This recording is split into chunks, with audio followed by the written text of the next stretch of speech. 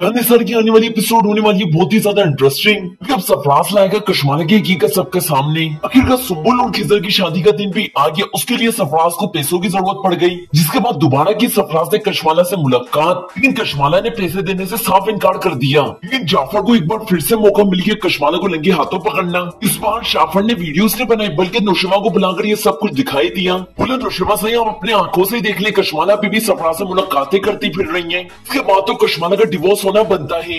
इससे पहले अगर आपने हमारे चैनल को सब्सक्राइब नहीं करा तो लाजमी कर लीजिए। सरफराज को कशमाला का साथ देना महंगा पड़ गया। सरफराज ने अपने हाथों से अपनी जिंदगी को बर्बाद किया। किसर को तलाक देने के बाद अपनी जॉब से भी हाथ धो बैठा।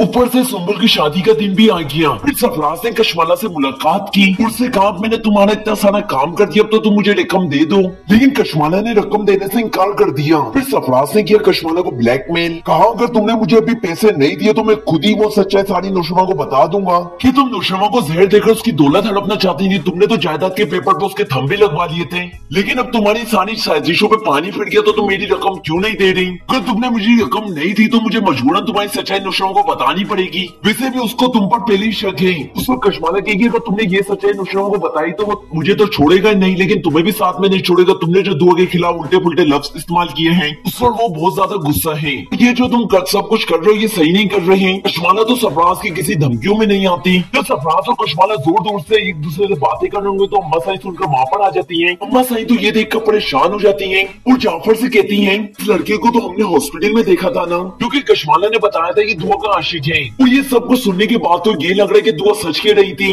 कि वो बेकसूर है। नुशमा को जहर उसने नहीं कशमाला ने दिया है। इतनी देर में नुशमा भी वहां पर आ जाता है। नुशमा तो ये देखकर हैरान हो जाता है। नुशमा कशमाला और सरफराज को नंगे हाथों पकड़ लेता है। कशमाला तो नुशमा को देखकर चौंक जाती है। जाफर का मुंह भी खुल जाता है जो कि बड़े टाइम से बनता। फिर नुशमा से कहता है ये साईं बड़ी देरों से मुलाकातें कर रहे हैं एक दूसरे से। फिर जाफर वो वीडियोस भी दिखा देता है जो उसने सरफराज और कशमाला की रेस्टोरेंट में बैठकर बनाई थी, जिस पर कशमाला सरफराज को अपने कंगन दे रही थी। नुशमा ये देखकर तो सरफराज की पिटाई लगाता है। फिर सरफराज ये सच बता देता है कशमाला ने मुझे पैसे दिए थे तुम्हें दुआ से अलहदा करने के लिए। कशमाला नहीं चाहती दुआ और दुआ का बच्चा तुम्हारी जिंदगी में आए। इसको तो सिर्फ तुम्हारी दौलत से प्यार, ये नहीं चाहती तुम्हारी दौलत किसी और के हाथ में जाए। फिर भी कशमाला ने तुम्हें दिया तो नाम दुआ पे लगा के उसको हवल हाथ में बंद करवा दिया। ये सब तो इसी का किया कराया, मैं तो बेकसूर हूँ। बात सोच सुनने के बाद तो अम्मा से गुस्से में आ जाती है। कशमाला के गाल पर चमार रिसीव कर देती है। कहती है तुम तो एक डाइन थी जो कि अपने साईं को डसने लगी थी। और दुआ जैसी मासूम लड़की ने तुम्हारे क्या बिगाड़ा था जो तुमने उसके साथ इतना बुरा रवैया रखा? तुमने खुद उसको धक्के मार के इस घर से बाहर निकाला तो हमें बताया कि वो अपने आशिक के साथ चली गई है। तुम अपनी जलन और हसरत में इतना गिर गए तुमने दूसरे की जान की फिक्र भी नहीं करी। उसके बाद नुशमा ये तमाम हकीकत जानने के बाद कशमाला को कहता है कशमाला इस वक्त मैं तुम्हें अपने पूरे होशो आवास में तलाक देता हूँ। इसके बाद कशमाला और सरफराज जाएंगे जेल की हवा खाने। बाबा साईं और अम्मा साईं भी दुआ से अपने किए की माफिया मांग लेते हैं। नुशमा और दुआ फिर से एक बार खुशहाल जिंदगी गुजारते हैं। इस तरह से इस ड्रामे की हैप्पी एंडिंग होगी।